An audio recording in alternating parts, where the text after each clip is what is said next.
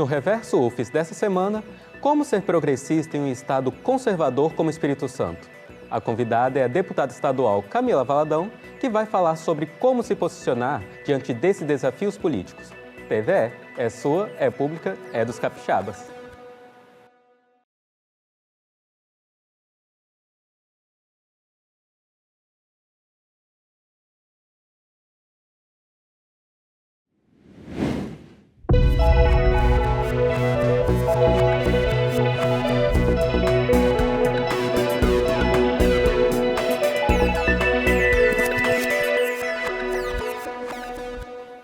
Olá, tudo bem com você? Eu sou Felipe Pinheiro e começa agora mais um Reverso UFES, uma produção dos estudantes de jornalismo da Universidade Federal do Espírito Santo.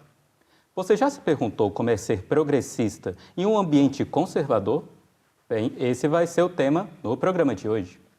O período eleitoral de 2026 está cada vez mais próximo. Por isso, vale a pena refletir como políticas conservadoras afetam as nossas vidas, tendo em vista de que essas são a maioria aqui no Estado. Logo, como se posicionar diante delas?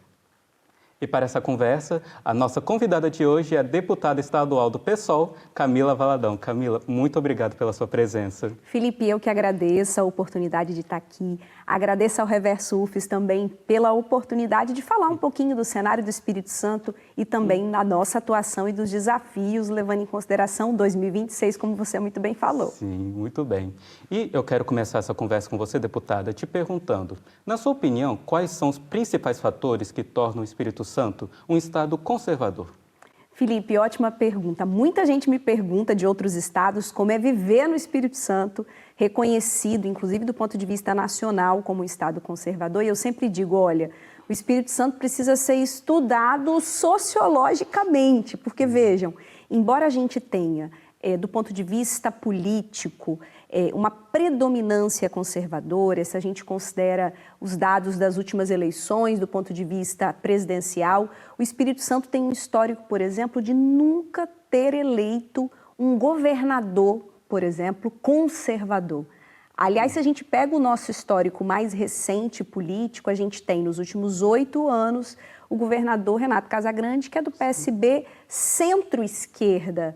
Se a gente pega os anos anteriores, a gente observa o quê? Que do ponto de vista do governo do estado, historicamente, entre os governadores que ocuparam esse posto, a gente nunca teve nenhum governador, pelo menos na nossa história democrática, que seja um conservador propriamente.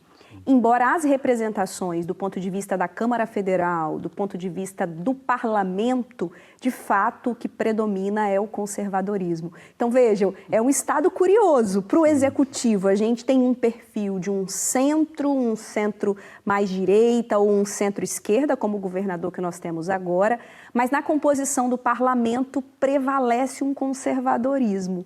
Então é um desafio, né? É um desafio a gente fazer chegar no parlamento uma composição de um estado que é diverso, se a gente considera a população capixaba, é uma população muito diversa. A gente tem aqui uma população negra expressiva, uma população indígena, ou seja, povos tradicionais, né? As imigrações, como por exemplo italianos. Então é um estado muito diverso na sua composição e eu acho que é por conta disso que resulta essas nuances entre parlamento e executivo. Sim, muito curioso, né? E é sempre bom relembrar, deputada, que atualmente a Assembleia Legislativa do nosso estado conta com cerca de 63% de parlamentares alinhados ao conservadorismo. E de 30 deputados na Casa de Leis, temos apenas 4 mulheres eleitas, sendo você uma delas. Então eu quero te perguntar, quais são as maiores dificuldades que você passa dentro do ambiente da Assembleia como mulher? Ótimo, Felipe, assim, falar disso é muito importante, porque vejam, as mulheres representam a maioria da população capixaba e como você muito bem colocou, nós estamos um pouco representadas, assim, uma subrepresentação gritante de mulheres no parlamento estadual. E um dado interessante, a Assembleia Legislativa do Espírito Santo tem 190 anos. Nesses 190 anos, apenas 17 mulheres foram eleitas deputadas estaduais. Então, a gente está falando de um histórico de subrepresentação, não é algo só de agora, é algo que perpassa toda a história do parlamento capixaba e os desafios são inúmeros. Eu quero destacar alguns. Assim. O primeiro é conseguir pautar naquele espaço predominantemente masculino e conservador, como você falou, pautas e demandas que afetam diretamente a vida das mulheres, como o feminicídio, como as violências que acometem meninas e mulheres. Esses temas são encarados por alguns colegas, não todos, e que bom que não são todos, como temas secundários, como temas que não merecem investimento público, orçamento. Acho que um outro desafio importante também, que tem a ver com a nossa subrepresentação, é conseguir pautar assuntos que estão vinculados às necessidades concretas da população mais empobrecida, que são majoritariamente as mulheres, como temas vinculados à assistência, à educação, à saúde, ou seja, propostas que não estejam vinculadas aos grupos políticos dominantes do Estado do Espírito Santo. Então, esse é um grande desafio e a gente está lá todos os dias como uma das poucas mulheres pautando esses temas. Sim, realmente, são muitos desafios. E sobre esses desafios, quais são, na sua opinião, as maiores consequências que o Espírito Santo, a sociedade capixaba, tem a sofrer com, por exemplo, a Assembleia Legislativa do Estado, mais alinhada a pautas conservadoras?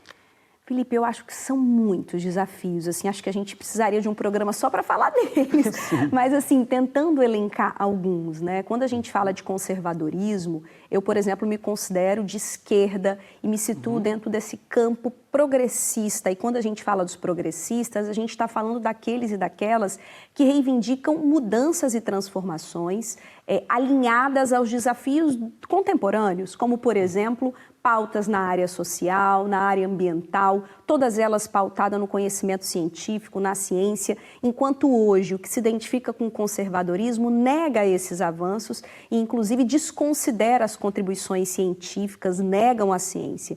Então, vejam, entre os desafios são exatamente os que estão vinculados aos avanços. A gente vive em 2025 e tem setores da sociedade que consideram, por exemplo, que não é importante pensar as mudanças climáticas, o contexto da crise climática, propostas que possam enfrentar esse contexto, ou ainda que consideram que mulheres, o povo negro, a população LGBTQIAPN+, enfim, aqueles e aquelas que são os mais vulneráveis em virtude do preconceito e do estigma, que essas pessoas não merecem avanços do ponto de vista de direitos, né, ou do ponto de vista das políticas sociais.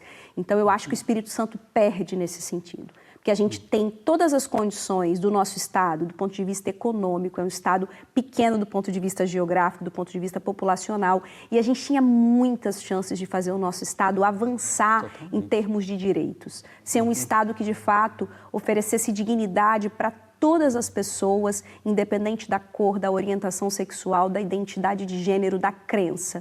E não é isso que a gente vê em virtude desse conservadorismo, como você muito bem relata. Sim, infelizmente esses avanços são oprimidos. Porém, deputada, para além dos desafios agora, para além desse cenário mais negativo, na sua opinião, qual vai ser a herança que o seu mandato e o mandato de outros parlamentares progressistas vão deixar para o futuro do Espírito Santo? Eu acho que a gente tem deixado muita coisa desde já, né? Embora a gente ainda esteja com um mandato de 1000 dias, a gente não completou esses 4 anos, mas eu acho que como legado principal é um mandato aberto para as necessidades da população, do povo do Espírito Santo, dos setores que sentem todos os dias a vulnerabilidade em virtude, muitas vezes, do abandono ou do descaso do Estado com essas pessoas. Então, a gente não é um mandato que tem portas fechadas para a população. A gente é um mandato que tenta, ao máximo, ser um mandato aberto, acolhedor, um mandato sério, comprometido com a coisa pública, né? Sem estar lá querendo se apropriar desse público para fins privados. Isso que deveria ser o óbvio, mas que infelizmente não é na lógica da política brasileira, né, em que essa institucionalidade hoje é um balcão de negócios para gerar meramente enriquecimento de alguns ou de determinados grupos. Então, o nosso mandato ele não tem essa origem. Ele não é um mandato que tem, como eu digo, numa expressão bem popular, rabo preso. Eu não tenho rabo preso com ninguém. O meu compromisso é com o povo. Então, nesse sentido, a gente deixa um legado de seriedade, um legado de proposições na área legislativa que refletem essas demandas da população e um legado também de combatividade, né, assim, de enfrentamentos a esse conservadorismo com seriedade, com respeito à pluralidade, à democracia, porque eu estou em um campo político,